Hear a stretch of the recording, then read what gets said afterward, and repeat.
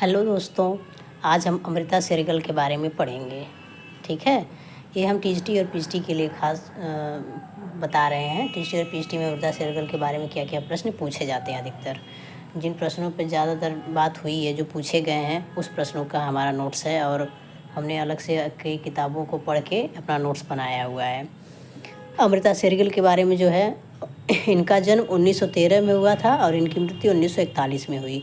जन्म जो है 30 जनवरी 1913 ईस्वी को बुडापेस्ट हंगरी में हुआ था। ठीक है, इनके पिता सरदार उमराव सिंह सिख जमींदार थे और इनकी माता जो थी मारिया थी अंतालवेद गोरे समन की थी और ये ओपेरा की कलाकार थी। इनकी मुख्य विषय जो है आम आदमी की पीड़ा या विषाद थी, यानी कि जो चित्रकारी करती थी उसमें आम आदमी की पीड़ा को दिखाती थी। इन्होंने मुख्य रूप से तैल चित्रण में चित्रकारी की थी, यानी इनकी जो विधि थी वो तैल चित्रण थी, ऑयल पेंटिंग थी। इनका प्रिय रंग लाल था और जिसमें ज़्यादातर चित्रकारी इन्होंने की थी लाल रंग में। और इनकी शिक्षा के बारे में देखिए क्या है।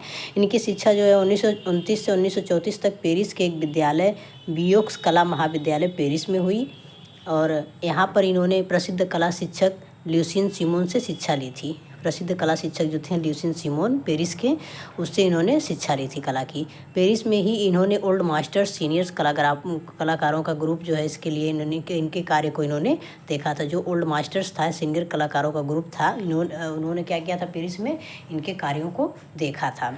ठीक है, इनकी कला पर गोंगा की ताहिती कला का सबसे अधिक प्रभाव पड़ा है। जो यूरोप की कला थी, गोंगा की ताहिती कला क्या थी, यूरोप की कला है, उसका नाम गोंगा की ताहिती कला, उसका अधिक प्रभाव इस पर इनके कलाओं पर पड़ा था।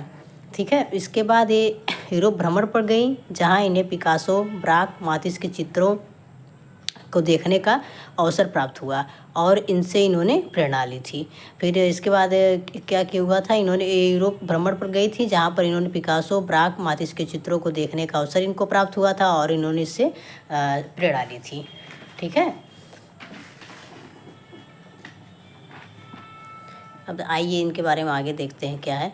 सन 1924 ईस्वी में इटली के फ्लोरेंस में गई, वहाँ की कला का इन्होंने अध्ययन किया था। सन 1924 ईस्वी में इटली के फ्लोरेंस में गई थी और वहाँ पे भी इन्होंने कला का क्या किया था, अध्ययन किया था। भारत में रविंद्रनाथ और नंदलाल से प्रभावित थी। सबसे ज़्यादा ये अजंता और एलोरा की कला से प्रभावित थी।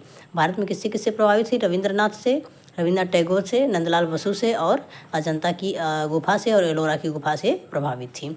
इनका विवाह जो माता पिता की इच्छा के विरुद्ध इनके ममेरे भाई डॉक्टर विक्टर एगन से हुआ था। इनके पति का नाम क्या था, डॉक्टर विक्टर एगन। इनके मतलब ममेरे भाई लगते थे। इनके माता पिता की इच्छा के विरुद्ध इन्होंने इनसे विवाह किया था। इनकी बहन का नाम है इंदिरा शेरगिल था। भांजे का नाम इनका विवान सुंदरम था। इनका जो भांजा था उनका नाम क्या था, विवान सुंदरम था। अमृता शेरगिल ने मात्र 1935 से 41 तक चित्रण कार्य किया, किंतु अपनी प्रतिभा और कृतियों के बल पर भारतीय चित्रकारों में अपना सर्वश्रेष्ठ स्थान बनाया था। ठीक है, इन्होंने चित्रकारी के साथ साथ लेखन का भी कार्य किया था। चित्रकारी के साथ साथ क्या किया था, लेखन का भी इन्होंने कार्य किया था।